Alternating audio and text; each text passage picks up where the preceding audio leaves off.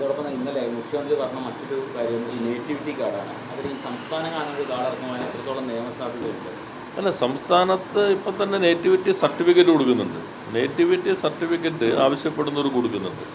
എന്നാൽ അതൊരു statutory backing ഇല്ലാത്തതാണ്, നിയമത്തിൻ്റെ പിൻബലത്തിലല്ല. ഇത് സംബന്ധിച്ച് നേറ്റിവിറ്റി സർട്ടിഫിക്കറ്റ് കൊടുക്കാൻ സംസ്ഥാനത്തിന് അധികാരമുണ്ട്.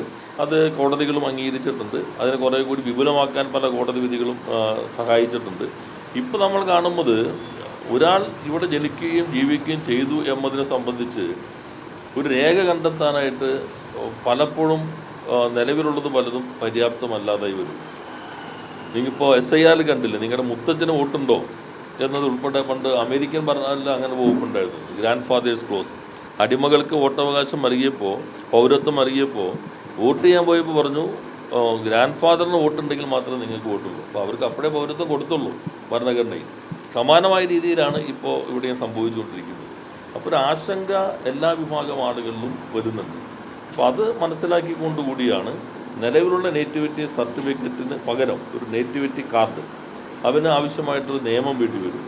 നിയമം റവന്യൂ വകുപ്പും നിയമവകുപ്പും കൂടി ആലോചിച്ച് തയ്യാറാക്കാനാണ് ഇന്നലെ മന്ത്രിസഭ തീരുമാനിച്ചിട്ടുള്ളത്. അപ്പോൾ നിയമത്തിൻ്റെ പിൻബലത്തോടു കൂടിയുള്ള ഒരു നേറ്റിവിറ്റി കാർഡ് വന്നു കഴിഞ്ഞാൽ അത് ഇവിടെ ഈ കേരളത്തിൽ ജനിച്ച ഒരാൾ, ജീവിക്കുന്ന ഒരാൾ, കേരളീയൻ എന്നതിൻ്റെ ഒരു നിയമപ്രകാരമുള്ള സാക്ഷ്യപത്രമായി മാറും. അപ്പോൾ കേരളം ഇന്ത്യയിലായതുകൊണ്ട് കേരളത്തിൽ അവൻ്റെ ഒരു കേരളീയനാണ് എന്ന് നിയമപ്രകാരം സാക്ഷ്യപ്പെടുത്തിയ രേഖ ഉണ്ടാകുമ്പോൾ സ്വാഭാവികമായിട്ട് അയാൾ ഇന്ത്യക്കാരനാണല്ലോ. അതിനുള്ള കൂടി സഹായകരമാകുന്ന ഒരു സമീപനമാണ് ഇന്നത്തെ കാലഘട്ടത്തിൽ ഏറ്റവും അത്യാവശ്യമെന്ന മട്ടിൽ ഗവൺമെൻറ് കണ്ടിട്ടുള്ളത്. അതെ, അത് ഇന്നലെ തന്നെ മുഖ്യമന്ത്രി ചില വളരെ ഉയർന്ന ഉദ്യോഗസ്ഥർ പോലും ഇപ്പോൾ പലരും പട്ടികയിലില്ല എന്നാണ് പറയുന്നത്. വളരെ ഗൗരവമുള്ള പ്രശ്നമാണ് അത്. ഒരു ഒഴിവാക്കലിൻ്റെതായ രീതിയാണ് സ്വീകരിച്ചിട്ടുള്ളത്. ഇപ്പോൾ കഴിഞ്ഞ തെരഞ്ഞെടുപ്പുകളിലൊക്കെ വോട്ട് ചെയ്ത ആളുകൾ ഇത്തവണയും വോട്ട് ചെയ്യാനുള്ള അവകാശം ഉറപ്പുവരുത്തേണ്ടത് ജനാധിപത്യത്തിൽ വളരെ പ്രധാനപ്പെട്ടതാണ്. എന്നാൽ ആവശ്യമായ തയ്യാറെടുപ്പുകളില്ല, പരിശീലനങ്ങളില്ല, യഥാർത്ഥത്തിലുള്ള ഇൻഫർമേഷൻ വേണ്ടത്ര നൽകിയിട്ടില്ല. അങ്ങനെയുള്ളൊരു ഘട്ടത്തിലാണ് ഇത് നീട്ടിവയ്ക്കണം എന്ന ആവശ്യം സംസ്ഥാന സർക്കാർ മുന്നോട്ട് വെച്ചത്. കോടതിയിൽ ഉൾപ്പെടെ പോയിരുന്നു. എന്നാൽ ഇതുമായി മുന്നോട്ട് പോവുകയാണ് ചെയ്തിട്ടുള്ളത്. ഇപ്പോൾ പട്ടിക പുറത്തു വന്നപ്പോൾ വല്ലാത്ത അസ്വാഭാവികതകൾ ഈ പട്ടികയ്ക്കകത്ത് കാണുന്നുണ്ട്.